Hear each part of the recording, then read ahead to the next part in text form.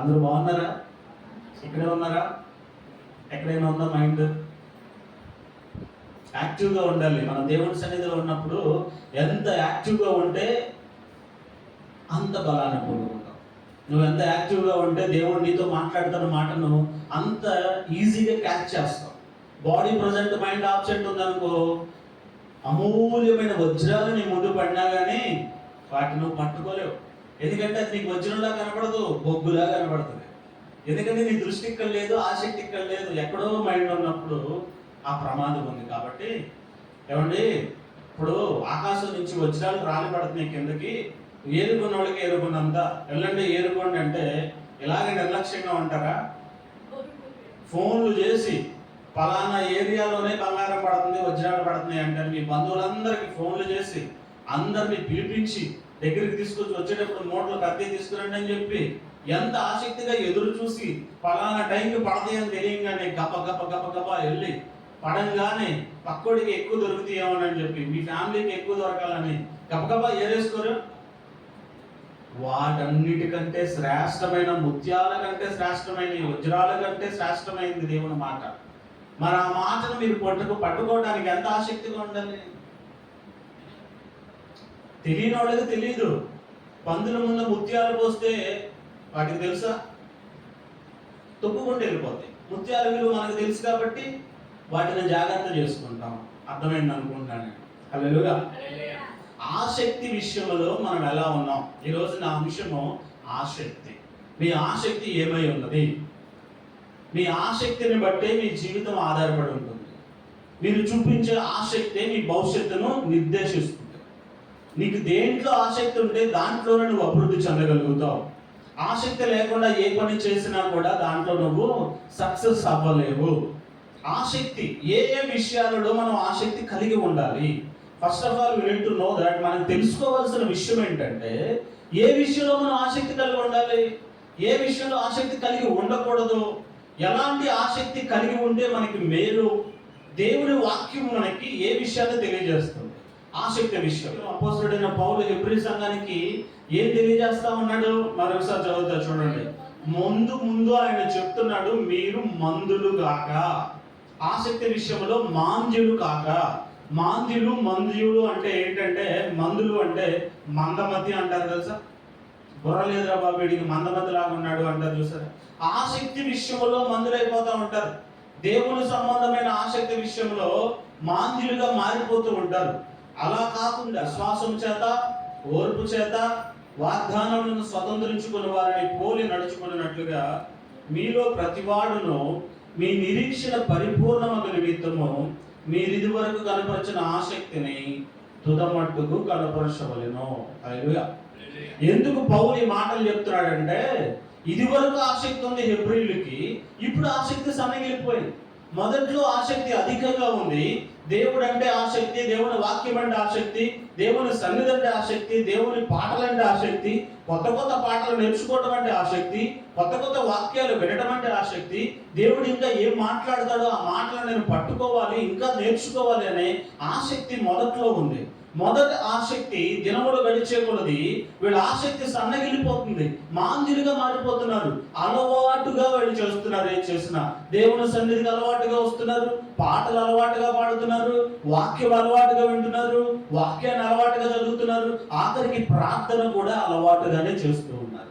మాంద్యులుగా మారిపోయారు. వీళ్ళు చేస్తున్నారు కానీ దాని నుంచి వచ్చే కార్యాన్ని వీళ్ళు పొందుకోలేకపోతా ఉన్నారు. ప్రార్థన చేస్తున్నారు కానీ ఆ ప్రార్థన దేనికోసం చేస్తున్నారు, అది మేము పొందుకుంటామనే విశ్వాసం లేకుండా ప్రార్థన చేస్తున్నారు. హల్లెలూయా. అందరితో పాటు ప్రార్థన చేస్తున్నారు, ఏదో అలవాటు అయిపోయింది కాబట్టి ప్రార్థన చేస్తున్నారు.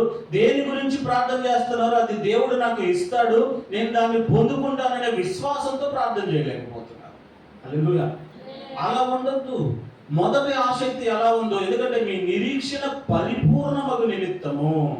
మీ నిరీక్షణ ఏంటి?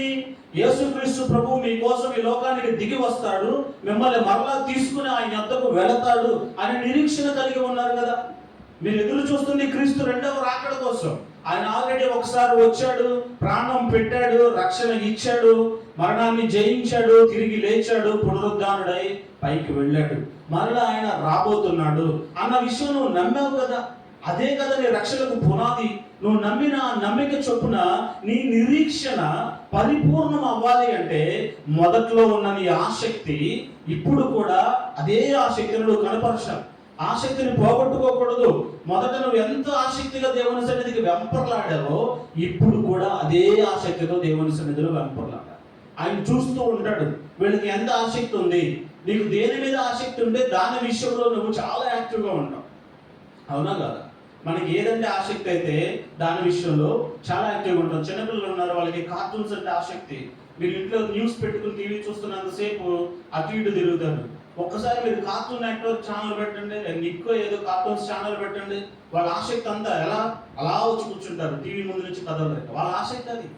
మీకేమో న్యూస్ అంటే ఆసక్తి అనుకోండి, మీరు న్యూస్ చూడటానికి ఆసక్తిగా ఉంటారు. ఎవరి ఆసక్తి దేని మీద ఉంటే దాని మీద ఇంట్రెస్ట్ ఉంటుంది. అందులో ఉన్న విషయాలు తెలుసుకోవడానికి ఎక్కువగా ప్రయాసపడతా ఉంటారు. ఇక్కడ అంటున్నాడు, విశ్వాసము చేతను ఓర్పు చేతను వాగ్దానాలను స్వతంత్రించుకునేవారు ఉన్నారు. దేని చేత?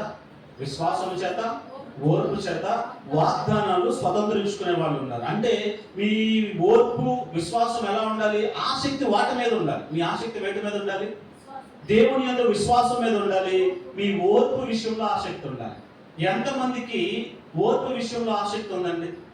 ఎంతమందిలో ఓర్పు ఉంది, సహనం ఉంది? ఎంతమంది ఓర్చుకోగలుగుతూ ఉన్నారు? యేసుక్రీస్తు ప్రభువే మీకు మాదిరి. వాళ్ళు వీళ్ళు మాదిరి కాదు. ఏ సేవకుడు మీకు మాదిరి కాదు. ఏ విశ్వాసి మీకు మాదిరి కాదు. రోల్ మోడల్ ఎవరు మీకు? యేసుక్రీస్తు ప్రభువే రోల్ మోడల్. ఆయన ఎంత ఓర్పును చూపించాడు, ఆయన ఎంత విశ్వాసాన్ని చూపించాడు. ఏదైనా చేసేటప్పుడు ఎంత విశ్వాసం లేకపోతే ప్రకృతిని శాసిస్తాడండి. సముద్రాన్ని ఆగమంటే ఆగిందా? గాలి ఆగండి ఆగిందా? ఆయన గద్దిస్తే కార్యాలు జరిగినాయా? దెయ్యాలు వదిలి వెళ్ళిపోయినాయా? ఎంత విశ్వాసంతో ఆయన మాట అనగలిగాడు. మీ విశ్వాసం విషయంలో మీకు ఆసక్తి ఉందా? విశ్వాస విషయంలో ఆసక్తి ఉందా? ఓర్పు విషయంలో మీకు ఆసక్తి ఉందా?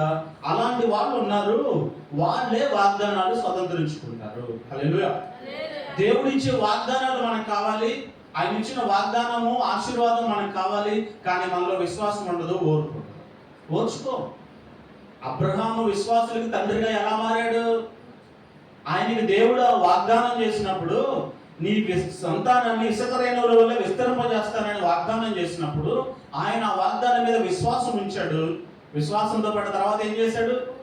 ఓర్పుగా ఎదురు చూశాడు. 25 సంవత్సరాలు ఓర్పుగా ఎదురు చూశాడు. మనకి ఏదైనా ఒక వాగ్దానం వచ్చిందనుకోండి, ఎంతకాలం ఎదురు చూస్తాం? వాగ్దానం నెరవేరట్లేదు నా జీవితంలో. రాత్రి వాగ్దానం వస్తే తెల్లారేసరికల్లా నెరవేరిపోవాలి కదా. అంత తొందరపడకూడదు. దేవుని సన్నిధిలో నీకు ఆసక్తి ఉంటే ఆసక్తితో నువ్వు ఎదురు చూడాలి, ఓర్పుగా ఎదురు చూడాలి. నీ విశ్వాసం ఆయన మాట మీద ఉండాలి. దేవుడు నీకు ఏ వాగ్దానం చేశాడో ఆ వాగ్దానం నీ జీవితంలో నెరవేర్చబడాలి అంటే ఆ వాగ్దానాన్ని నువ్వు పొందుకుంటావు అని విశ్వాసం మొదట నీలో ఉండాలి. ఆ విశ్వాసంతో నువ్వు ఎదురు చూడాలి. ప్రతి దానికి ఒక నిర్ణయ కాలం అనేది దేవుడు నిర్ణయించాడు. ఆ నిర్ణయ కాలం కోసం నువ్వు ఎదురు చూస్తూ ఉండాలి. ప్రాముఖ్యమైన అంశము, ఆసక్తి విషయంలో మీరు మాంద్యులు కాకూడదు. ఆసక్తిని జాగ్రత్తగా మెయింటైన్ చేస్తూ ఉండాలి. దేవుని విషయంలో ఆసక్తి ఉండాలి. ఇంకా ఏ ఏ విషయాల్లో మనం ఆసక్తి కనపరచాలి చూద్దాం రండి. అపోస్తలుల కార్యాలు 17వ అధ్యాయము 11వ వచనం. వీరు దెస్సలోనికలో ఉన్న వారి కంటే గనులై ఉండరు కనుక ఆసక్తితో వాక్యమును అంగీకరించి పౌలును శీలయును చెప్పిన సంగతులు అలాగున్నవో లేవో అని ప్రతిదినమును లేఖనములు పరిశోధించుచు వచ్చింది. హల్లెలూయా. వాక్యమును అంగీకరించే విషయంలో ఆసక్తి కలిగి ఉండాలి. వాక్యాన్ని పరిశీలన చేసే విషయంలో ఆసక్తి కలిగి ఉండాలి. హల్లెలూయా. ఏ విషయంలో ఆసక్తి ఉండాలి మీకు? వాక్యాన్ని అంగీకరించే విషయంలో ఆసక్తి ఉండాలి. ఇప్పుడు నేను ఇక్కడ నుంచున్నాను, వాక్యాన్ని మీకు బోధిస్తూ ఉన్నాను. నేను బైబిల్ గ్రంథంలో నుంచే వాక్యాన్ని బోధిస్తున్నానా, నా సొంత మాటలు ఏమన్నా బోధిస్తున్నానా అనే విషయం మీకు ఎలా తెలుస్తుంది? వాక్యాన్ని మీరు అంగీకరించాలంటే ఆ వాక్యాన్ని మీరు ఏం చేయాలి? పరిశీలన చేయాలి. దేవుని వాక్యాన్ని పరిశీలన చేసే ఆసక్తి మీకు ఉండాలి. ఎంతమందికి దేవుని వాక్యాన్ని పరిశీలన చేసే ఆసక్తి ఈరోజు ఉంది? ఎంతసేపు వాళ్ళ పాస్టర్ గారు చెప్పిన మాటలు పట్టుకుని వేలాడతారు తప్ప ఆ మాటలు దేవుని గ్రంథంలో ఉన్నాయా, దైవ లేఖనాలే ఆయన బోధిస్తున్నాడా లేదా అనే విషయాన్ని ఎంతమంది పరిశీలన చేస్తున్నారు? ఏంటి నీ ఆసక్తి? వాక్యాన్ని పరిశీలించే ఆసక్తి నీకు లేకపోతే నీ జీవితంలో నువ్వు ఏది సాధించలేవు. దేవుని వాక్యాన్ని పరిశీలించకపోతే ఈజీగా నిన్ను మోసం చేసేస్తారు మనుషులు. హల్లెలూయా. మనుషుల మాటల మీద నువ్వు చెవి యొక్కావా, ఆ మాటలు వినడానికి ఆసక్తి చూపించావా, ఏదో ఒక రోజు నువ్వు పప్పులో కాలేస్తావు. వాక్యం ఏం చెప్తుంది, దైవ లేఖనం ఏం బోధిస్తుంది, ఆ వాక్యాన్ని పరిశీలించేటువంటి ఆసక్తి మీకు ఉండాలి.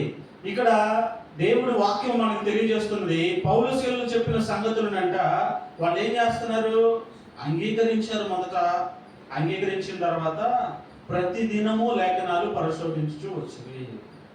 ఎప్పుడు పరిశీలన చేయాలంట వాక్యాన్ని? ప్రతి దినము పరిశీలన చేయాలి, అంగీకరించాలి.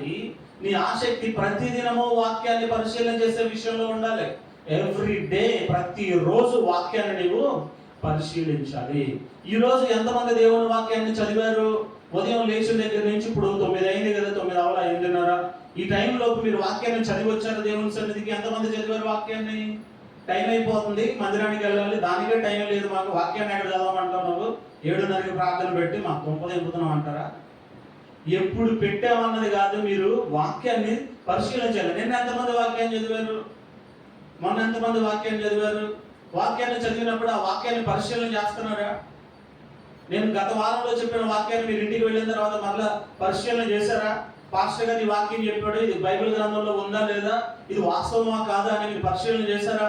ఆ అలవాటు మీకు లేదనుకోండి, నేను మిమ్మల్ని ఈజీగా మోసం చేసేస్తా, మీ బ్రెయిన్ వాష్ చేసేస్తా, నాకు నచ్చిన మాటలు చెప్తా, నేను ఏది చెప్తే అది మీరు నమ్మేటట్టు చేస్తా, నాకు బానిసలుగా మార్చేస్తాను, మేము నాకు పనోళ్ళుగా మార్చేస్తా. మీకు నేనేం చెప్తే అది మీకు వేదం కదా, మీకు దేవుడి వాక్యంతో పని లేదు కదా. ఆ బలహీనత నేను క్యాష్ చేసుకుంటా, మాకు దేవుడు మాట్లాడుతున్నాడు, మీ దగ్గర ఉన్న 100 రూపాయలు తీసుకొచ్చి కానుక పెట్టిలో వేయాలి అని దేవుడు చెప్పాడంట. అమ్మో, అయ్యగారితో దేవుడు మాట్లాడాడు అని వందేసేస్తా. లేకపోతే మీ మెడలో ఉన్న బంగారు తాడు మీ దగ్గర ఉండటానికి వీలు లేదు, అది దేవుడికి ఇవ్వాలి, తీసుకొచ్చి గుండీలో వేయండి. నేను ఏది చెప్తే అది మీరు వింటారు కదా. అంటే వెంటనే అన్నాం, కొన్ని సంవత్సరాలు కొన్ని దినాలు గడిపిన తర్వాత మిమ్మల్ని అందరినీ హిప్నటైజ్ చేసి నా మాటల్లోనికి తీసుకొచ్చి నేను ఏం చెప్తే అది మీరు అంటే డూడు బస్సులని నన్ను తలూపేలా చేసి అప్పుడు ఒక్కొక్కటి మీ చెవుల్లోయి, మీ మెల్లోయి, మీ బ్యాంకులోయి అన్ని ఒలిపించి తీసుకొచ్చి ఇక్కడ వేపిస్తాను. జరుగుతుంది ఇదే బయట చాలా చోట్ల. వాక్యాన్ని పరిశీలన చేసే అలవాటు నీకు లేదా, నిలువు దోపిడీ అయిపోతావు, జాగ్రత్త. దేవుని వాక్యాన్ని పరిశీలించే విషయంలో నీకు ఆసక్తి ఉండాలి. అది లేఖనానుసారమైన మాట కాదా? 100 మంది 100 చెప్తారు మీకు. ఇప్పుడు బైబిల్ గ్రంథం గురించి దీంట్లో నుంచే చాలా డినామినేషన్లు పుట్టుకొచ్చినాయి కదా. ఒకళ్ళేమో ఆదివారమే ఆరాధన చేయాలంట, ఒకళ్ళేమో శనివారమే ఆరాధన చేయాలంట, వెళ్ళదా? ఒకళ్ళు యెహోవానే దేవుడు అంటారు, యేసుక్రీస్తు దేవుడు కాదంటారు. చాలా మంది చాలా రకాలుగా మీ దగ్గరికి వస్తా ఉంటారు. మీకు ఎలా తెలుస్తుంది నేను చెప్పేది నిజమని, వాళ్ళు చెప్పేది అబద్ధమని మీకు ఎలా తెలుస్తుంది? దేవుని వాక్యాన్ని మీరు పరిశీలన చేస్తేనే. మళ్ళీ వాళ్ళు చూపించేది కూడా ఈ గ్రంథంలో నుంచే రెఫరెన్స్లు చూపిస్తారు. వాళ్ళకి నచ్చినట్లుగా వాక్యాలు కోట్ చేసి ముక్కలు ముక్కలుగా తీసుకుని ఇక్కడి నుంచి ఇక్కడ వరకు ఆ టెక్స్ట్ని కట్ చేసి ప్రీ టెక్స్ట్ని తీసుకొచ్చి మీకు చూపిస్తారు. అమ్మో, నిజమే అనుకుంటా, ఏం చెప్పేది కూడా కరెక్టే, బైబిల్లోనే ఉంది, మా అయ్యగారే తప్పు చెప్తున్నాడు అని ఆలోచన మీకు కలిగినప్పుడు. ఎందుకంటే 1కి 10 రెఫరెన్స్లు చూపిస్తారు వాళ్ళు. మీరు ఎప్పుడైతే వాక్యం విషయంలో ఆసక్తి కలిగి పరిశీలన చేసే విషయంలో మీకు ఆసక్తి ఉండి ప్రతిరోజు లేఖనాన్ని కనుక మీరు పరిశీలన చేస్తూ ఉంటే, నాలాంటి వాళ్ళు 100 మంది వచ్చి చెప్పినా వాక్యం ఏం చెప్తుంది, నువ్వేం చెప్తావు? నువ్వు పాస్టర్ అయితే మాత్రం అక్కడ నుంచి నీ నోటుకు వచ్చి చెప్తావా? బైబిల్ గ్రంథంలో ఏముంది అదే కదా నువ్వు చెప్పాలి ఇది అని చెప్పి మీరు ఎవరినైనా సరే సూటిగా అడగలరు. కానీ ఈరోజు క్రైస్తవ సమాజంలో ఉన్న అతిపెద్ద బలహీనత ఏంటంటే, వీళ్ళు వినటానికి దురద చెవులు కలిగి ఉన్నారు, కానీ వాక్యాన్ని పరిశీలన చేయడానికి అంత మాత్రం ఆసక్తి చూపించట్లా. సమయం వెచ్చించాలి కదా పరిశీలన చేయాలంటే. మాకంత టైం లేదండి, మందిరానికి వస్తాం, కూర్చుంటాం, ఆ గంట గడియా నువ్వేదో చెప్పు, వింటాం, పాటలా క్లాప్స్ కొడతాం, వచ్చిందా పాట పాడతాం, మా దగ్గర ఉన్నది ఏదో కానిగేస్తాం, మేము వెళ్ళిపోతాం. ఇది వీళ్ళకి ఏం అర్థమవుతుంది?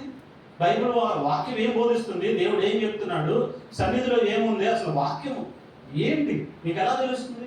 పరిశీలన చేసే అలవాటు లేకపోతే. అందుకే దేవుడు చెప్తున్నాడు పౌలు ద్వారా అక్కడ, మీరంట ఎవరి సంఘం, ఏ సంఘం ఇది, ఏ సంఘం గురించి చెప్తున్నాడు అమ్మ అక్కడ, మీరు దెస్సలోనికలో ఉన్నవారి కంటే గనులై ఉండరి. ఎవరు వారు? మీకు తెలియాలంటే మీరు అది పరిశీలన చేయాలి, చదవాలి. నేనేది ఇక్కడికి వచ్చి ఒక మొక్క తీసి వాక్యాన్ని చూపించి దాని గురించి నేను ఎక్స్ప్లెయిన్ చేసుకుంటూ వెళ్ళిపోతే మీరు వింటారు, వెళ్ళిపోతారు, మర్చిపోతారు. మీరు చదివారనుకోండి, మర్చిపోతారా? చదివిన దాన్ని మర్చిపోతారా? చదివిన దాన్ని, విన్నదాన్ని మీరు రాసుకుంటే ఇంకా గుర్తుంటుంది. అందుకే నేను చెప్పేది, రాయగలిగిన వాళ్ళు, చదువుకున్న వాళ్ళు విన్నదాన్ని రాసుకోండి, నోట్ చేస్తే గుర్తుంటుంది. మీరు ఎగ్జామ్కి వెళ్ళేటప్పుడైనా మీరు చదివిన దాన్ని చూడకుండా రాయండి, తర్వాత ఎగ్జామ్ హాల్కి వెళ్ళి రాయండి, అది గుర్తొస్తుందా లేదా? మీరు ఎంత చదివినా గుర్తుండదు, ఒక్కసారి రాశారనుకోండి అది మీ బ్రెయిన్లో ఫిక్స్ అయిపోతుంది. అందుకే నేను అనేది వాక్యాన్ని ఏం చేయాలి? అంగీకరించాలి, పరిశోధించాలి, పరిశీలించాలి, సత్యాన్ని మీరు పట్టుకోవాలి గట్టిగా. సత్యం మీకు తెలియకుండా మీరు ఎలా పట్టుకుంటారు? ఏది సత్యం మీకు ఎలా తెలుస్తుంది? ఎక్కడే ఆగిపోతుంది క్రైస్తవ సమాజం. ఒకళ్ళు వచ్చి ఒక మాట చెప్తాడు, అది తినొద్దు అంటాడు. ఒకళ్ళు తింటే ఏమైంది, నేను తింటున్నాను అంటాడు. అక్కడికి వెళ్ళొద్దు అంటాడు ఒకడు, వెళ్తే ఏమైంది అంటాడు ఇంకొకటి. మీకు ఎలా తెలుస్తుంది? పరిశీలన చేయాలి. అలాగే చూడండి, ఇంకొక విషయం, ఏ విషయంలో ఆసక్తి ఉండాలి? 1 కొరింథీ పత్రిక 14వ అధ్యాయం 1వ వచనం. ఇక్కడ వాక్యం మాట్లాడుతూ ఉంది, ఆత్మ సంబంధమైన వరముల విషయంలో ఆసక్తి ఉండాలి. ఏ విషయాల్లో ఆసక్తి ఉండాలి మీకు? మొదట ఏమనుకున్నాం? వాక్యమును అంగీకరించే విషయంలో ఆసక్తి ఉండాలి. 2, ఆత్మ సంబంధమైన వరముల విషయంలో ఆసక్తి ఉండాలి. అసలు ఆత్మ వరములు ఉన్నాయని ఎంతమందికి తెలుసు? తెలుసా? ఆత్మవరములు అంటే ఏంటి? మాకు ఎందుకంటే అవన్నీ, మాకు ఇంట్లో డబ్బు వస్తే చాలు, బంగారం వస్తే చాలు, మా అమ్మాయికి పెళ్ళి అయితే చాలు, మా అబ్బాయికి ఉద్యోగం వస్తే చాలు, మేము ఇల్లు కట్టుకుంటే చాలు, కారు కొనుక్కుంటే చాలు కదా. ఆత్మవరాలతో మాకు పని లేదు. ఆత్మవరం ఏంటి? అది నువ్వు నుంచి మాట్లాడుతున్నావు, నీకు కావాలి, మాకెందుకు? సేవకులకు కానీ ఆత్మవరాలు, విశ్వాసులకు ఎందుకు అనుకుంటున్నారా? అసలు ఆత్మవరాలంటే ఏంటో చెప్పండి. ఆత్మ ఫలం తెలుసు, ప్రేమ, సమాధానం, సంతోషం, సాత్వికం, దీర్ఘశాంతం, దయాళత్వం, మంచితనం, ఇది తెలుసు మీకు. ఆత్మ వరం ఏంటి? వరాలు ఏంటి? ఆత్మవరాలు 1 కొరింథీ 12వ అధ్యాయం 8వ వచనం నుంచి చూడండి. ఆత్మ మూలంగా బుద్ధివాక్యము, జ్ఞానవాక్యము, విశ్వాసము, స్వస్థపరచు వరము, ఇంకా అద్భుత కార్యాలు చేసే శక్తి, ప్రవచన వరము, ఆత్మ వివేచన, భాషలు మాట్లాడే శక్తి, ఆ భాషలకు అర్థం చెప్పే శక్తి, ఇవన్నీ ఆత్మవరాలు. ఆత్మ వివేచన వరం అనేది అన్నింటిలో కూడా చాలా అవసరం విశ్వాసకి. ఆత్మ వివేచన అంటే ఏంటో తెలుసా? ఆత్మలు వివేచించడం, జరగబోయేదాన్ని వివేచించడం. ఎదుటి వ్యక్తి నీతో మాట్లాడుతున్నప్పుడు ఆ వ్యక్తి మాట్లాడేది నిజమా, అబద్ధమా, నిన్ను మోసగించడానికి మాట్లాడుతున్నాడా, నీకు మేలు చేయడానికి మాట్లాడుతున్నాడా అని వివేచన వరం నీకు కావాలి. అసలు ఆత్మ విషయంలో, ఆత్మ వరాల విషయంలో నీకు ఆసక్తి ఉండాలి. ఈ రోజు వరకు మీకు ఆత్మ వరాలే తెలియలేదు కదా, ఇప్పుడు తెలుస్తాయి కదా. ఆత్మ వరాలు ఏంటి? స్వస్థపరిచే వరము, బుద్ధివాక్యము, జ్ఞానవాక్యము, స్వస్థత కార్యాలు చేసే, అద్భుత కార్యాలు చేసే వరం, తర్వాత భాషలు మాట్లాడే వరం, ఆ భాషలకు అర్థాన్ని చెప్పే వరం, ఆత్మలో వివేచించే వరం. ఈ వరాల్లో మీకు ఏ వరం కావాలి? వీటి విషయాల్లో ఆసక్తి ఉండాలి. మనకి ఎంతసేపు భూ సంబంధమైన వాటి మీద ఆసక్తి ఉంటుంది, ఆ ఆసక్తి సరిపోదు. ఆత్మ విషయంలో నీకు ఆసక్తి ఉండాలి. మీరు వివేచన వరాన్ని అడగండి దేవుని. ఏ వరం? స్వస్థత వరం ఉన్నా లేకపోయినా, అద్భుత కార్యాలు చేసే వరం ఉన్నా లేకపోయినా, ప్రవచించే వరం ఉన్నా లేకపోయినా, ఆత్మ వివేచన వరం అనేది ప్రతి విశ్వాసి కలిగి ఉండాలి. వాటి విషయంలో మీకు ఆసక్తి ఉండాలి. వివేచన వరం నీకు కలిగి ఉంటే నిన్ను ఎవడు మోసం చేయలేడు. హల్లెలూయా. దేవుడు నీతో మాట్లాడుతూ ఉంటాడు, ముందే తెలియజేస్తూ ఉంటాడు నీకు. నీ ఆత్మలో వివేచించావనుకో, ముందుగా నీకు చెప్తాడు. ఎదుటివాడు నేను మోసం చేయాలనుకో, ప్రయత్నం చేస్తున్నాడు అనుకో, వివేచించే వరం నువ్వు పొందుకున్నావు కాబట్టి వాడు నేను మోసం చేయడానికి చేసే ప్రతి స్టెప్ కూడా నీకు తెలుస్తుంది ముందుగా. హల్లెలూయా. ఇప్పుడు ఏ విషయంలో ఆసక్తి ఉండాలి మనకి? ఆత్మ సంబంధమైన వరముల విషయంలో ఆసక్తి ఉండాలి. మొదట వాక్యాన్ని పరిశీలించి వాక్యాన్ని అంగీకరించే విషయంలో ఆసక్తి ఉండాలి. తర్వాత ఆత్మ సంబంధమైన వరముల విషయంలో ఆసక్తి ఉండాలి. తర్వాత ఇంకొక మాట చెప్పి ముగిస్తాను చూడండి. యాకోబు పత్రిక 5వ అధ్యాయం 17వ వచనం. ఏ విషయంలో ఆసక్తి ఉండాలి మనకి? ప్రార్థన విషయంలో ఆసక్తి ఉండాలి. ఏలియా మనలాంటి స్వభావం కలిగిన వాడే. ఆయన ప్రార్థన చేస్తేనేమో 3.5 సంవత్సరాలు వర్షమే కురవలా. మరి మనం ప్రార్థన చేస్తే ఏం జరుగుతుంది కార్యం? ఆసక్తి ఉందా ప్రార్థన విషయంలో? నీకు ఏదైనా కార్యం కావాలంటే వస్తుంది ఆసక్తి. నీకు ఏదైనా బాధ వస్తే వస్తుంది ఆసక్తి. అనారోగ్యం వస్తే వస్తుంది ఆసక్తి. సమస్య వస్తే వస్తుంది ఆసక్తి. అన్ని సజావుగా సాగుతున్నప్పుడు ప్రార్థన విషయంలో ఆసక్తి. అదే ప్రార్థన చేద్దాంలే, చిన్న ప్రార్థన చేసుకునే, అయ్యా వందనాలు, ఈరోజు లేపావు, మీకు స్తోత్రాలు, నేను ఇప్పుడు బయటకు వెళ్తున్నా, తోడుగా ఉండు, వందనాలు, ఆమె. ఆహారం తినేటప్పుడు ఆహారం చేపెట్టేసి, ఆహారాన్ని దీవించు, ఇచ్చిన దీవించు, తింటున్నాను దీవించు, అరిగే శక్తి లేవు, అరుగుదల లేవు, ఆమె. ఇట్లా చిన్న చిన్న ప్రార్థనలకు అలవాటు పడిపోయాం. కానీ ఏకాంత ప్రార్థన అనే ఆసక్తి నీకుందా? ఏకాంత ప్రార్థన అనే అనుభవం నీకుందా? ఒంటరిగా ప్రభు దగ్గర నేను గడపాలి, ఒంటరిగా నా తండ్రితో నేను మాట్లాడాలి, ఏకాంతంగా నేను నా తండ్రి సమయాన్ని గడపాలి. సంఘములో చేసే ప్రార్థనలో మీరు ఏకీభవిస్తున్నావు. నువ్వు ఒంటరిగా ఏకాంతంగా ప్రతిరోజు నువ్వు దేవునితో సమయాన్ని గడుపుతున్నావా లేదా? ప్రార్థన విషయంలో నీకు ఆసక్తి ఉండాలి. ఏకాంత ప్రార్థన విషయంలో నీకు ఆసక్తి ఉండాలి. ఏకాంతంగా ప్రభు సన్నిధిలో నువ్వు గడుపుతున్నావా? ఎంత సమయాన్ని దేవుని సన్నిధిలో గడుపుతున్నావు? ఏకాంత ప్రార్థన అనుభవం నీకు ఉందా? కుటుంబ ప్రార్థన అనే విషయంలో నీకు ఆసక్తి ఉండాలి. నువ్వు ఒంటరిగా ప్రార్థన చేయాలి, కుటుంబంతో కలిసి చేయాలని ఆసక్తి నీలో ఉండాలి. నీలో ఆసక్తి ఉంటే నీ కుటుంబాన్ని పురుగొల్పుతావు. నీ కుటుంబాన్ని ఏదో ఒక విధంగా కూర్చోబెడతావు. ఏదో ఒక విధంగా అందరం కలిసి ప్రార్థన చేద్దాం రండి అని ఏకీభవిస్తావు. నీ భర్తతో కలిసి ప్రార్థన చేసే ఆసక్తి నీకు ఉందా? నీ పిల్లలతో, నీ భర్తతో, నీ కుటుంబంతో కలిసి ప్రార్థన చేసే ఆసక్తి నీకు ఉందా? ఆ ఆసక్తి నీకు ఉండాలి. ఎందుకంటే మీరు ఇక్కడ ఏకీభవించి ప్రార్థన చేస్తే అక్కడ దేవుడు కదిలించబడతాడంట. ప్రార్థనకి ఎంత శక్తి ఉందో తెలుసా? పరలోకాన్ని కదిలించే శక్తి ప్రార్థనలో ఉంది. కానీ క్రైస్తవ్యంలో ఈ రోజు క్రైస్తవులు ప్రార్థన అనే ఆసక్తిని మర్చిపోయారు. ప్రార్థన మీద ఆసక్తి ఎంత మాత్రం లేదు. వీళ్ళకి ఎంతసేపు ఆసక్తి ఏంటంటే అక్కడ డబ్బులు వస్తాయి, ఇక్కడ ఈ డబ్బులు వస్తాయి, ఇప్పుడు ఈ ప్రోగ్రామ్ వస్తుంది, అక్కడ ప్రోగ్రామ్ వస్తుంది, వాళ్ళు వస్తున్నారు, వీళ్ళు వస్తున్నారు, ఇటు వెళ్ళాలి, అటు వెళ్ళాలి, ఆ ఇంటికి వెళ్ళాలి, ఈ ఇంటికి వెళ్ళాలి, ఆ మీటింగ్, ఈ మీటింగ్, ఇక్కడే ఉంది ఆసక్తి. కానీ దేవునితో సమయాన్ని గడిపే విషయంలో ఆసక్తి లేదు. ప్రార్థన విషయంలో ఆసక్తి ఉంటే ఏలియా ప్రార్థన చేస్తే వర్షం కురిసింది, 3.5 సంవత్సరాలు కురవకుండా ఆగింది, తర్వాత కురిసింది. మరి మనం ప్రార్థన చేస్తే కార్యాలు ఎందుకు జరగట్లేదంటే కారణం ఇదే, మనకు ఆసక్తి లేదు. అసలు విశ్వాసం లేదు, మొదట ఆసక్తి అంతకంటే లేదు. సో ఏ విషయంలో ఆసక్తి ఉండాలి మనకి? 3 విషయాలు చెప్పాను, నేను ఎక్కువ చెప్పాల.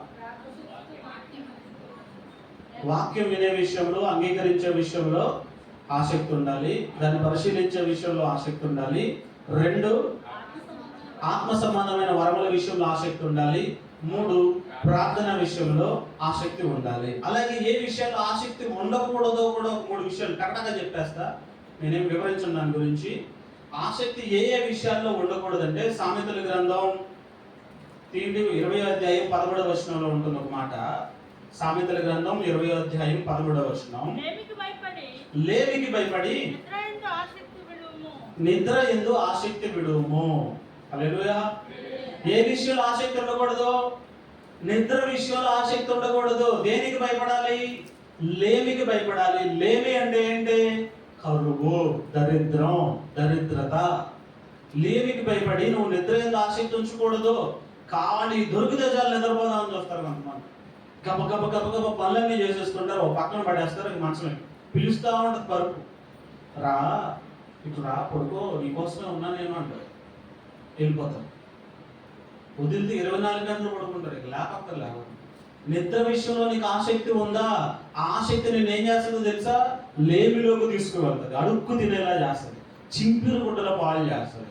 సో నిద్ర విషయంలో మనకి ఆసక్తి ఉండకూడదు. నెక్స్ట్ సామెతల గ్రంథం 31వ అధ్యాయం 4వ వచనం. ఏ విషయంలో ఆసక్తి ఉండకూడదు? మద్యపానం విషయంలో ఆసక్తి ఉండకూడదు. Praise God. మనకి ఎవరికి ఆసక్తి లేదు కదా. లోకంలో ఉన్న వాళ్ళకి ఆసక్తి అంతా దాని మీదే ఉంటుంది. సాయంత్రం అయితే ఎంతమంది ట్యాక్స్ కడతారో కట్టకిందకి వెళ్ళి తెలుసా మీకు? పగలంతా కష్టపడతారు, ఒళ్ళంతా నలగొట్టుకుని సంపాదించి ఆ డబ్బులన్నీ తీసుకెళ్ళి ఎంత కష్టపడితే వచ్చినాయి ఆ డబ్బులు సింపుల్గా ఖర్చు పెట్టేస్తారు. వీళ్ళ ఆసక్తి అంతా మద్యం మీద ఉంది, మద్యపాన ఆసక్తి. రాజులకు దాని మీద ఉండకూడదంట. మనం ఎవరో రాజులైన యాజక సమూహం, రాజ్యం లేని రాజులం. రాజ్యం వస్తుంది, ఆయన వస్తాడు, వచ్చినప్పుడు పరిపాలన చేస్తాం. 1000 ఏళ్ళ పరిపాలన చేస్తాం. ఇక్కడ ఒక రోజు కాదు, 2 రోజులు కాదు, ఏళ్ళు చేసే పరిపాలన కాదు. 1000 ఏళ్ళ పరిపాలన, నీతియుక్తమైన పరిపాలన చేస్తాం, వ్యాధి బాధలు లేని పరిపాలన చేస్తాం, చక్కటి పరిపాలన చేస్తాం. అలాంటి రాజులు. మన ఆసక్తి దేని మీద ఉండాలి మరి? మద్యపానం మీద ఉండాలా? దాని మీద ఉండకూడదు. మన ఆసక్తి ఇంకొకటి ఏంటో తెలుసా?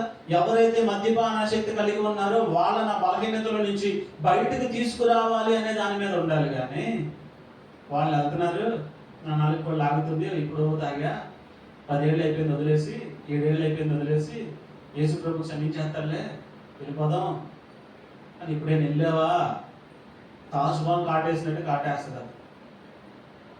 చాలా జాగ్రత్త. మారటం ఎంత ప్రాముఖ్యమో మారిన దాని మీద నిలబడటం అంతకంటే ప్రాముఖ్యం. నేను మారానని నువ్వు సాక్ష్యం చెప్తున్నావు, ఏదో ఒక రోజు నీ సాక్ష్యాన్ని చెడగొట్టడానికి అపవాది ఎదురు చూస్తూ ఉంటాడు. ఎలా ఉంటాడు తెలుసా? గర్జించు సింహంలాగా ఎప్పుడు దొరుకుతారా, ఎప్పుడు మిగుదామా అని చూస్తా ఉంటాడు. నువ్వు తాగుడు మానేసావా? నీ స్నేహితులు దూరి మరలా నేను తాగుడులోకి లాక్కెళ్ళాలని శత ప్రయత్నాలు చేస్తాడు. అంతే. నాకు ఈరోజు చాలా మంచి జరిగింది. నువ్వు ఎన్నిసార్లు నాకు కోపించావు? ఇప్పుడు నాకు మేలు జరిగింది కాబట్టి నేను కోపిస్తావు. ఒక్కసారి తాగు. నువ్వు మానేసావు, ఈ ఒక్కసారికి తాగు, మళ్ళీ తాగొద్దులే అని బలవంత పెట్టే స్నేహితులు ఉంటారు. వాళ్ళకి తెలియదు కదా తాగిన తర్వాత మీకు వచ్చే నష్టం ఏంటో. దయచేసి అలాంటి విషయాల్లో ఆసక్తి ఉండకూడదు. ఇక్కడ మద్యపాన ఆసక్తి ఏదో దీంట్లోకి వెళ్ళిపోతే ఇంకా చాలా డీప్లోకి వెళ్తుంది. ఆడవాళ్ళు మీరెవరో తాగడు కాబట్టి మీ ఆసక్తులు ఎలా ఉంటాయి అంటే టీవీలు, సీరియళ్ళు, సినిమాలు, వీటిలో ఉండదు ఆసక్తి. పలానా వాడు ఏం చేశాడో, తర్వాత ఏం జరిగిందో, యాడ్ వచ్చిందంటే ఇప్పుడే యాడ్ చేయాలి, తిట్టేసుకుంటారు, అన్ని ఎడిక్ట్ అయిపోయి ఉంటారు. అలాంటి విషయాల్లో కూడా మనకి ఆసక్తి ఉండకూడదు. సరే, చాలు. ఇంకొక మాట చూసుకుని ముగించుకుందాం. యెషయా గ్రంథం 32:9. సుఖం మీద ఆసక్తి ఉండకూడదు. సుఖాసక్తి కలిగిన స్త్రీలారా అంటున్నాడు. స్త్రీకి ఎంతసేపటికి ఏం కావాలంట? సుఖం కావాలి. నా సుఖం, నా శరీర సుఖం, నేను తిన్నానా, పడుకున్నానా. తల్లులు అయితే పిల్లల వరకు చూస్తారు, ఒక స్థాయి వరకు, తర్వాత వీళ్ళ సుఖమే. సుఖాసక్తి విషయంలో ఆసక్తి ఉండకూడదు. మీకు సుఖం విషయంలో ఆసక్తి ఉండకూడదు. ఉండకూడదు ఏంటి? 3 విషయాలు. ఏ విషయాలు ఆసక్తి ఉండకూడదు?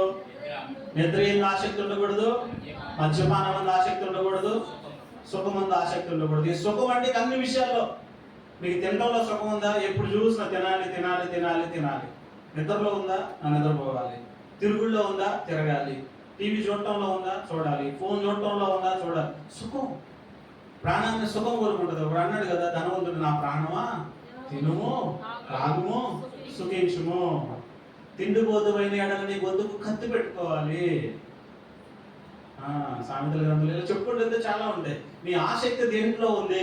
దేంట్లో ఉండకూడదు, దేంట్లో ఉండాలి. చూశారు కదా, ఆ విన్న మాటల ప్రకారం ఆసక్తిని మీకు ఎటువైపు చూపిస్తున్నారో మీకు మీరే పరిశీలన చేసుకుని, ఎలా ఉంటే మీకు మేలో తెలుసుకుని ఆసక్తిని మరచి దేవుని వైపు త్రిప్పి దేవుడిచ్చేటువంటి గొప్ప ఆశీర్వాదాలని మీరు పొందుకోవాలని కోరుకుంటూ నా మాట ముగిస్తున్నాను.